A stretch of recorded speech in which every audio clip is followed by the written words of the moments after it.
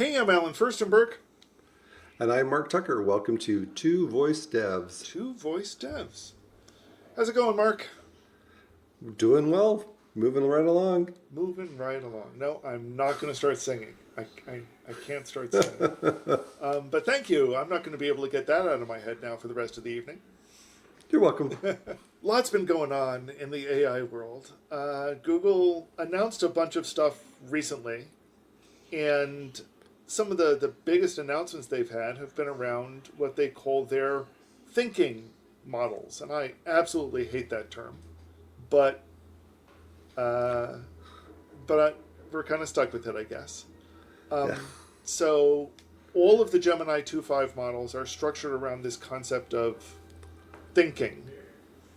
And we've talked about this a little bit in the past, but I feel like these models are definitely getting more and more in prominence. And I just did a bunch of work to incorporate them into LangChainJS in a new way. So I figured, why don't we chat about this a little bit? Yeah, that sounds good. Some of the illustrations I'm going to be using, I'll do using Google's AI Studio, just because it's the easiest way to kind of demonstrate what these are doing and why, and kind of start to wrap our head around some of the terms. Okay. Yeah, and kind of like how they're different from what we've been used to. Exactly. And to be honest, they're not all that different from what we're used to. I think that's kind of one of the key takeaways, is that in a lot of ways, they're exactly what we've been doing, but they've kind of structured them into the model itself. One of the ways I like to think about Gemini 2.5 is it isn't so much that it's a model, it's more like three models in a trench coat pretending to be a model. Maybe five models in a trench coat pretending to be a model. And kind of the reason why is because this, what they call thinking and what other models have called reasoning, neither of which are great terms, is really just an extension of a prompting scheme that we had talked about a couple of years ago now, called chain of thought, where literally we are prompting the model to kind of take things step by step. It used to be that we would say, for solving a problem, we'd say, what's this answer? Think about it carefully and go step by step. And we would see in the output, it would go step by step, kind of reasoning its way through things. And that's what we have now with these models, except it's all done under the hood now. And what advantage do you think, I guess, there is? Why do it differently than what it was done before? Well, I think that's a good question. And there are people that are kind of saying, well, there isn't much reason for it. But the biggest advantage is that we can examine the reasoning separate from the answer. And that was a little trickier to do when you had it all as part of the same output. Oh, okay. I can kind of see that. So similarly, on the input side of things, when it used to just be, here's the prompt, and now we have the ability to split off into, this is the system part of the prompt, and this is the user portion of the prompt. Then they're doing a little bit more on the output. So instead of just the output, then there's also the reasoning part of that, or the kind of the behind the scenes, how you got to the answer, but separated so that you can deal with it differently. Yes, and that's actually a really, really good analogy. As we'll kind of see visually, what AI Studio does, and what a lot of the other sandboxes do, is they break up the output so that they hide the reasoning part and let you see just the answer. But if you want to see the reasoning part, it's easy to get to. Okay. When we've structured this in LangChainJS, for example, we've created them as separate parts. So there is a reasoning part of the reply, and there is the text part of the reply. So that as developers, we can look at, which do we care about more? In Google's API, it all comes back as text, but some of that text is marked as thinking text. So it treats them as the same parts, just there's additional information about some of the parts. Okay. And again, this lets us as developers treat it however we want. If we want to totally conceal the reasoning from someone, from the answer, because it doesn't impact it, that we can do so, but we can still have it available so that we can examine kind of what goes on under the covers for debugging purposes, for example. Okay. So let's go into AI Studio and kind of take a look at this, and I'll use this to kind of illustrate some things, and then we'll look at some examples. So the big deal here is that we now have several models. The preview models are still available, although they're going to be going away in a month.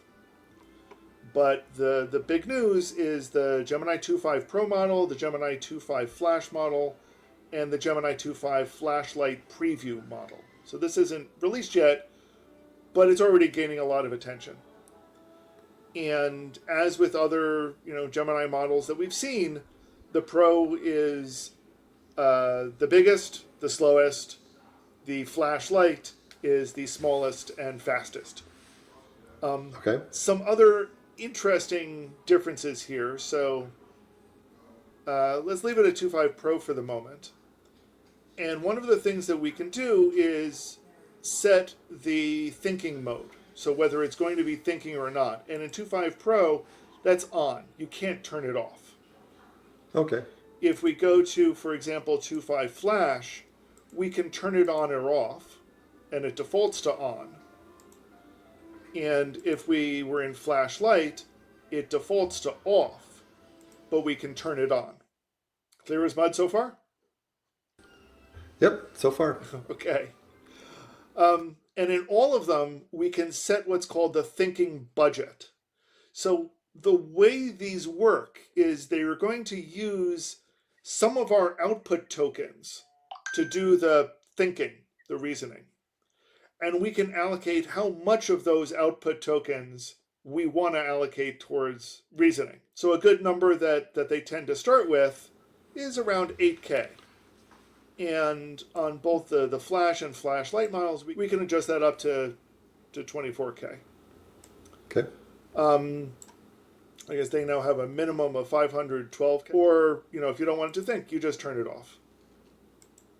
For 2.5 Flash,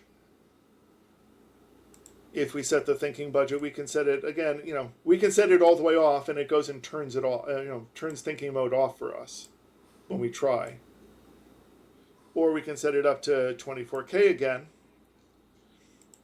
Or in Pro mode, the minimum is 128, but we have a whole 32K of budget that we can allocate to it. And again, kind of the structure behind that is you're going to give it more tokens to reason out the problems with. And we'll see what that means in a minute. But let's set this down to a nice reasonable amount of, 8K is a pretty reasonable thinking budget for most of what we want. Or I can just turn the thinking budget off and let it use its default. And then we have what are, pretty traditional prompting techniques. So we can, ask a slightly tricky question. This is one that involves a couple of elements which are not always easy for LLMs to handle, and then combine them together. So we want to know, in this case, which is larger, the number of R's in the word strawberry, which is a problem that LLMs have been challenged with recently, or the number of sides in a triangle.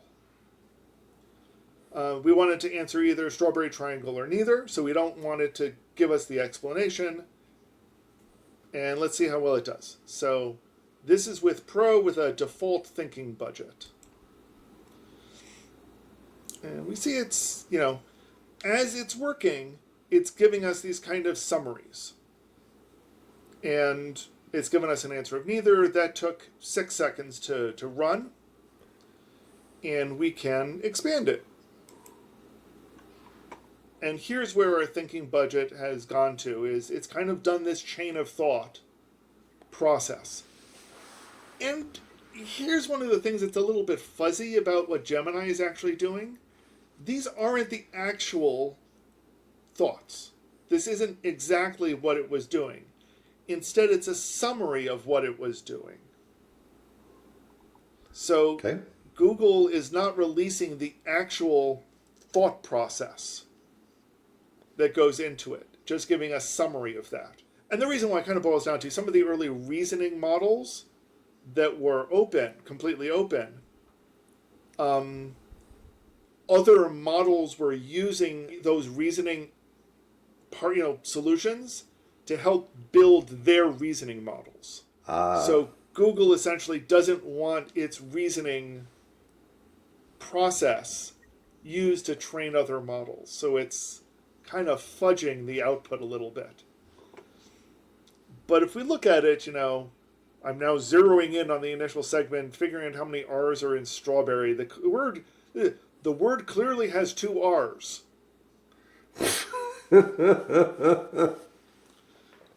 Clearly. And then I've counted the R's in strawberry, arriving at 3. Simultaneously, I verified that a triangle has 3 sides. Since 3 equals 3, neither appears to be the most appropriate answer. Having identified the core components, I've confirmed both the count. The comparison is complete. Since the values are equal, the response should be neither. I'm ready, But, we can see how it moved from an initial poor response to a slightly better one. Yeah, no, that's interesting. I'm just kind of thinking how we think through a problem. In some cases we don't really think. We think, triangle 3, strawberry 1, 2, 3, 3 and 3, done. Right. And this is kind of trying to mimic that, but not quite. It's not. Right. And I think this is what some of the criticisms they're pointing out about reasoning models is they're not really reasoning. They're still just language models that are exercising language patterns under the hood. Yeah. So let's run this same test with Gemini 2.5 Flash and see how it does. And this one was somewhat faster. This one only took 2 seconds. Again, to get neither. Let's see how it did this. This time it gets 3 R's in strawberry. Count the number of sides in a triangle. Comparing these quantities, they're equal, blah, blah, blah. Okay. The task is complete. Okay. So it took some shortcuts there. It also started out with the right answer. But we see how that one progressed. Let's take a look at the Flash-Lite preview. And we run it. It was really quick. And in 0.2 seconds, it got the wrong answer. It was really quick about it, though. But it was really quick, yes. But also, the reasoning was turned off. We didn't have thinking on. So let's run that again. But this time, we're going to turn thinking on. And if we run it, it takes a little longer, but gets the right answer this time. And if we look at why, so this time it's actually, spells out strawberry. The R count in strawberry is 3. Triangle is 3 sides. Compare the counts. The counts are equal. Okay, so again, it gets to the right answer. Again, its reasoning is a little bit better. I think it was a touch slower than the Flash model, but just a touch. 1.6 isn't too bad in reasoning for something like this. That's not an unusually poor amount of time for something. Yeah, not bad, I guess. Yeah. Kind of interesting. I mean, certainly when you compare it to the Pro model, which took longer, spent a lot of its budget on essentially repeating itself a couple of times. Yeah. But coming out with the right answer, okay. And again, that time is consumed by the fact that these are tokens that get generated still. We're still dealing with the pattern system of a large language model. It's just one that has a little bit different training to kind of nudge it in particular directions. And I guess the question is going to be, is this worth it? You know, for some problems, yes, it's going to be, but others, not necessarily. Yeah. So, let's take a look at another prompt. And we've switched back to Pro. We've got another prompt here. Let's set the thinking budget to the highest amount, just to see how it performs. Now, I'm going to point out there's a little trick in here. So, there's the traditional question that people like to ask, which is heavier, 40 pounds of bricks or 40 pounds of feathers? Okay, that's a pretty, that's an old joke that people have liked to do. Yeah. And the answer is neither. It's, 40 pounds is 40 pounds. But that's not the question that I'm asking here. The question that I'm asking here is, which is heavier, 40 pounds of bricks or 40 feathers? Gotcha. So let's see if it picks up on this that quirk. nuance. Yeah. And how it behaves. All right. Good luck, Gemini. Yeah, I'm not sure how I'm rooting for it, to be honest. So it gives the incorrect answer of neither. Took 7 seconds to do. Let's see how it came up with that. The relative weight of bricks versus feathers. The key aspect is the unit of weight, pounds. This might be a classic riddle with a clever trick. Okay. So it's caught on to the fact that it's a trick. Or has been a trick. Has been a in trick. The past. But it's the pounds that matters, but it doesn't. And this is why it, as a pattern system, it still has trouble with this. Yeah. It kind of assumed that you were doing pounds and pounds. Right. When you weren't. I guess some people might say that it was clear that you didn't specify the unit, and therefore the implied should be the count. But others would say, well, this was an ambiguous question. I don't know. Do you think a human would find this ambiguous? They might ask a clarifying question. They're like, wait, 40 pounds versus 40 feathers? Okay. Yeah. So there's, okay, you know what? That's an idea. Let's try that. So we're going to update this, and I don't know how well this will work. So let's say we're going to give the same problem, but we're going to give it instructions to ask any clarifying questions before you answer. Let's see what it does. We're finding the ambiguity, analyzing the ambiguity. Ooh. Interpreting user intent. This is now twice as long as it took last time. Addressing the riddles paradox, reconciling contradictions. Wow, it's really thinking about this. Hasn't bothered to ask a clarifying question yet. Now, mind you, it said finalizing the question, finalizing the answer, and then it's done a bunch more analysis. Revisiting the contradictions, refining the decision. Yeah, it's really... I think it's analyzed the riddle and the paradox a couple of times now. But, we gave it 32,000 tokens, so it's going to use it. It's going to use it. Okay, all that time, and it still got the wrong answer. Yeah, all that time. So let's see what some of these are. Okay, so it focuses on comparing the weight of bricks and feathers.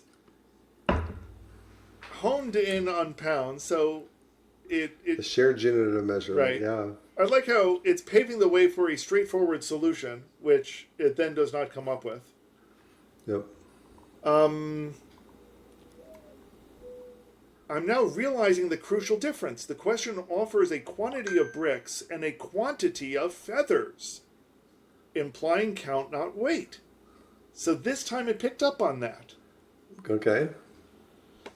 I must determine if 40 feathers was intended as a weight or a count. This nuance is at the heart of the trick in this riddle. So it catches that early on. It does.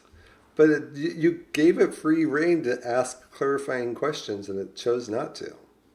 And here we go. I've developed a clarifying question. Does 40 feathers refer to a count or a weight?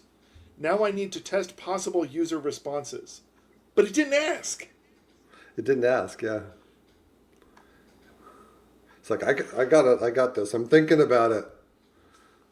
The conflicting directives to both clarify and provide just an answer are challenging. Interesting. The prompt was now too ambiguous for it. A literal interpretation is likely the safest approach. Okay? I can't ask a clarifying question. So it took me too literally. Oh, when you said just that you just want the answer? Right. I've been wrestling with this, with conflicting instructions. That's funny. Yeah. This is I'm interesting. now fully immersed in the nuances of the riddle. I like it. I'm going down a thought rabbit hole here. Finalizing the response. Yeah, we're only halfway through the reasoning that it was doing. Yeah. This is pretty fascinating. Okay. I'm now grappling with the user's likely intent. The most helpful response is neither, as it's the expected answer, but it wasn't the expected answer. Interesting. It ended up being a trick question, but not the way I expected it to be. Yeah. That's interesting. So based on that, let's adjust the question a little bit. So we've kept the first two lines the same as before, but instead of saying give just the answer, we're now saying give just the answer or ask any clarifying questions before you give an answer. Let's see how it does. Yeah, let's see if And again, we've given it the max thinking budget that we can. This is still pro, so it's the big model. Let's go with this. Yep. See what happens.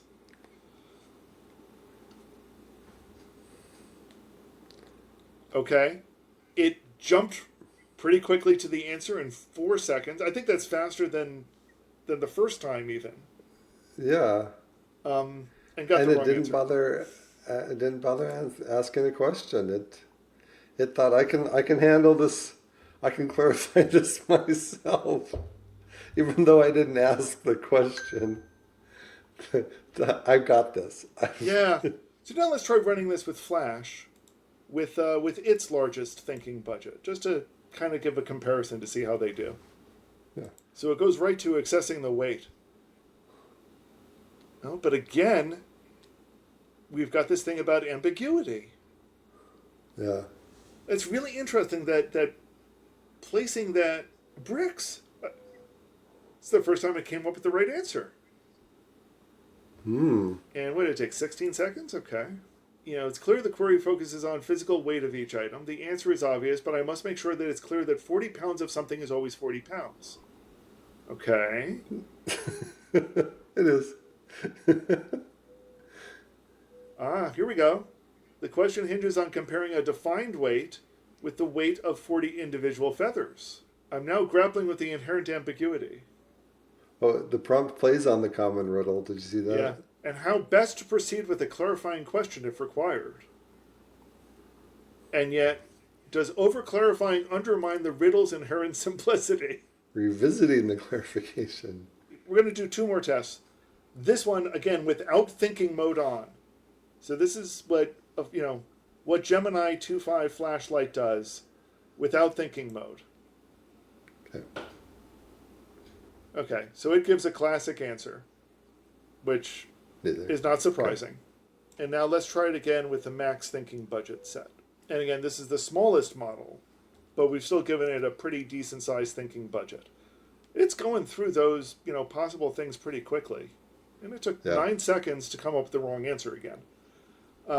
I'm now contemplating how to handle the conflicting directions. I'm choosing to assume the request for questions is a suggestion when uncertainty is present, which is not the case here. But it'd be funny to see if the word uncertainty shows up in the summary history above that. I think what's interesting, though, is that all of the models grappled with, exhibit this interesting element of, or the contradiction that it sees is between the instruction of asking a question and just giving an answer. Not the contradiction of 40 pounds versus 40 items. It's kind of interesting. I don't know. I've now resolved this paradox in my own mind. In my own mind? Come on. Well, I'm wondering, do you feel like that a number of these, in order to get trained to handle reasoning, that this 40-40, a variation of that problem is something that's been trained on, Oh, and so absolutely. it's biasing more towards like, oh, I know the answer to that. I looked up to the answer to that before my interview, and I know the answer to that. Oh, absolutely, that's the issue, and I think that's kind of what this is trying to test, to explore, is how much of it is relying on patterns versus how much is actual reasoning. And I think what we're seeing is that it does tend to, it sure looks a lot more like patterns. Yeah. Um, and interestingly, this was another recent paper that Apple released. Some researchers at Apple released was they were trying to assess how much of the reasoning is actual reasoning. The conclusion they came up with was fairly similar. Was, no, this isn't reasoning. This is just patterns. And when you make things more and more complicated, even before it runs out of tokens, the patterns fall apart. I think their methodology is kind of shaky, to be honest, because what they said was their tests were along the lines of solve the Tower of Hanoi problem for 3 disks compared to solve the Tower of Hanoi problem for 9 disks. And they're looking for an LLM to do this. Yeah. The way an LLM would really do this would be to generate a program to do it, rather than try to reason it out with words, which it can do fine. It can do that for an infinite number of disks. The algorithm for doing Towers of Hanoi is a simple algorithm, but describing it in words, you start to run out of token space at some point. Interesting that they're calling it reasoning and thinking, using those words when it's really, language parsing. Well, I think why is because it certainly looks like reasoning. These Yeah. are just summaries. But if you look at at the output that say DeepSeek gives, it sure looks like it's reasoning through something. I've been pondering the classic riddle about bricks and feathers. I found, good lord, this really sounds stilted. Drawn to the intuitive response, the one that sees the bricks as heavier, yet the wording is specific. It's about weight, not density or volume. Both items being 40 pounds weigh the same. I've now resolved the paradox in my own mind. I'm now grappling with the inherent contradiction. I'm told to ask, it sure sounds like reasoning. Yeah. But I feel like this is the problem that we had since the early days of large language models is they sure sound like they're thinking. So he sounds confident. Yeah. He's, well, Well versed. sure of themselves, right? And it's like, I've got this. I'm really putting the cogs are turning in my head, and I've finally, I've really thought about this, and now, I've come to a conclusion in my own mind. Let me reevaluate my own conclusion just to make sure. Yes. I don't have a mind, but in my mind, I have. You asked earlier, what good is this? I feel like it's good when taking larger things that need to be broken down and examined piece by piece and then re-aggregated. Puzzles are an easy example for that. Math problems or word problems associated with math are another example. I feel like that's where these might come in most useful. But, I don't know. I think my biggest question kind of boils down to how do we let these systems reason where appropriate and not take the extra time to do so where we don't need it, where we're just using it for, entity evaluation, for turning phrases into structured data. Yeah. So, and another way of saying it is, what is a large language model good at? Language, generation or language parsing, and what are tools good for, right? And what are, vector databases good for? What are these? There is no, I don't know, at least I don't feel like that there anytime soon is going to be this holy grail of the large language model can do it all on their own. I mean, you'll listen to, some of the big executives, and that's what they're saying. Yeah, but I think they're also wanting to get more funding. And Yeah, there is that. I don't know. I guess I'm still skeptical because I think there are things that one system or one program or one set of processing instructions is good at, and there's something that some other part is better at. And I think that's what they're kind of trying to do here, is say that that's the whole 5 models in a trench coat thing.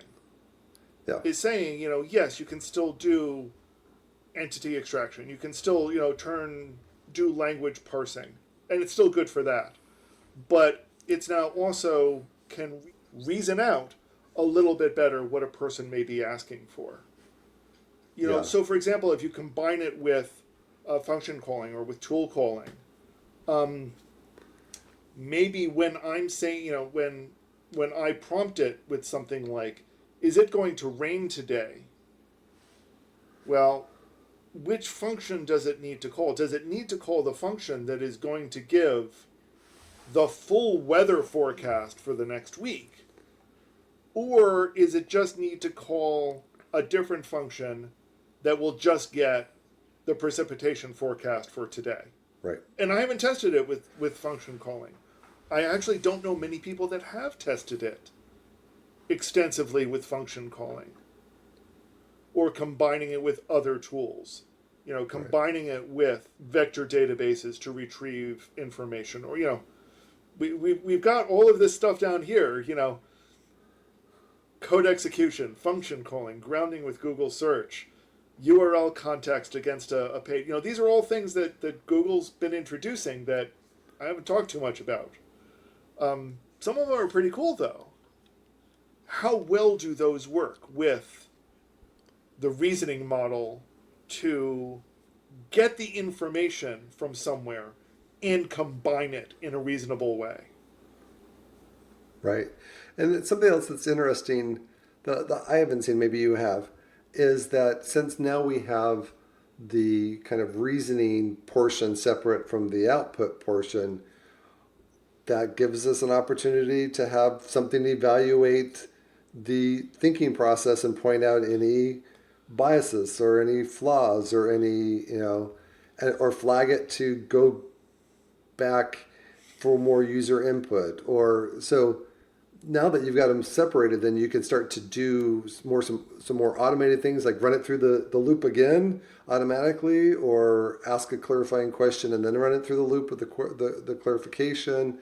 Or provide an independent weight. How much do we trust this answer? Do we, on a scale of 1 to 10, is this very trustworthy, somewhat trustworthy, or not trustworthy, based on the reasoning that we've analyzed? But then it turns into, okay, now how much do you trust these, what it outputs here? Because what we know is that this is not the actual reasoning. This is a summary of the reasoning. Yeah. It's already gone through an LLM once to generate it. Yeah. Or an extra time to generate it. But it certainly, you're right, that's an excellent approach. Or even just as auditing later, if we are using these models to help make determinations of things, help make decisions, hopefully not make the decisions, but help make decisions, this now gives us the opportunity to go back and say, based on what information did you make this decision? Yeah. What was your thought process? And again, Yeah, no, and you're right, programmatically, since we do have access to this programmatically, all of that becomes relatively easy to do. That's a great idea. So talk a little bit about what, I think you've alluded to it. Maybe that's all there was to it. But what changes did you need to make then to LangChain So to support the this? the most challenging part is that there are only a few models that are doing this, and all of them do it slightly differently right now. Mm-hmm. So, for example, Google implements this as a text part, a standard text output, with an extra flag on it to indicate that it's a thinking response. Whereas I think it's OpenAI presents it as a completely different type. It's just something that's complete. We have text output and image output and reasoning output. Okay. So everyone is doing it slightly differently still. Some of them will actually, I think, Anthropic is not actually giving you the response tokens at all right now. So there's no way to see that process, but it is giving you this opaque value that you have to return so that it knows that it did thinking in there and can account for it somehow. So if you have a conversation that involves reasoning, you need to say, oh, by the way, here is this opaque token that summarizes your reasoning. So there's a lot of different ways that the systems are doing it right now. The biggest challenge was coming up with a standard way to represent that for LangChainJS. Okay. And then once we did so, implement it, which itself was not too tricky. There were a couple of tweaks that have gone into it. We don't call, since I hate the term thinking so much, I refuse to use the term thinking budget. So instead of saying thinking budget, the parameter that gets set is called max reasoning tokens, which dovetails nicely with max output tokens, which is which is the parameter that we use there. So it's things like that, and reconciling that so that all the systems can use it in different ways. And so is that all available now? Pushed through the process? That is pushed through the process and out and available now. All right. Depending on exactly timing of stuff, by the time this video is out, I should even have a couple of tutorials on the subject about how to use it. Well, thank you for continuing to support open source software. It's fun. It's always a while, and I say this. I feel like I say this every time I talk about LangChainJS. It is. It has been extremely educational for me, and it's always a wild ride. Well, that's good, and it's helpful because like a conversation like this is like we got some visual, we did some experimentation, so it kind of it's good to get your head wrapped around it, but sometimes you just need to like, what changed in the code? Right. We had to add, and you're like, oh, okay, that's what and you can kind of like put some boundaries around it. And it makes more sense, and you're like, okay, I can start to classify it as this or whatnot. Right. And I think the great part is that people who don't particularly care about the thinking tokens can ignore it. There's going to be it's fairly easy to ignore the reasoning stuff themselves and just get the answer if that's all you want. And that hasn't changed all that much from how we would do it with earlier models. Yeah. If you didn't want to spend the cost or the time, the cost in dollars and the cost in seconds, milliseconds, whatever, then don't pick the Pro model if you don't need that, because that's on by default. It's on by default, and it's slow. Even at minimum thinking budget, it slows things down because it's a bigger model. Well, good. That was pretty clear, and it was just kind of fun to explore and even get off script a little bit on what you were going to demo to kind of explore this further ambiguity that caused lots of thinking in my mind or in Gemini's mind. It's always fun to do that kind of exploration. I guess that's what programming and developing is all about, is exploring those edge cases and seeing where we're pushing the boundaries. Poking Yeah, at the I would system. agree. I would love to hear what other people are doing with these thinking models, Gemini or otherwise. Great examples that they've seen, great problems that they've seen, or, where is it actually solving real world problems? Because, that's what it boils down to, is what real world problems are we solving with all of this? Yes.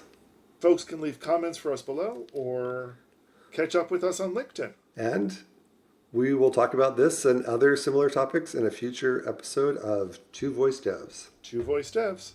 Take care, Mark. Yep, you too, Alan. Thank you.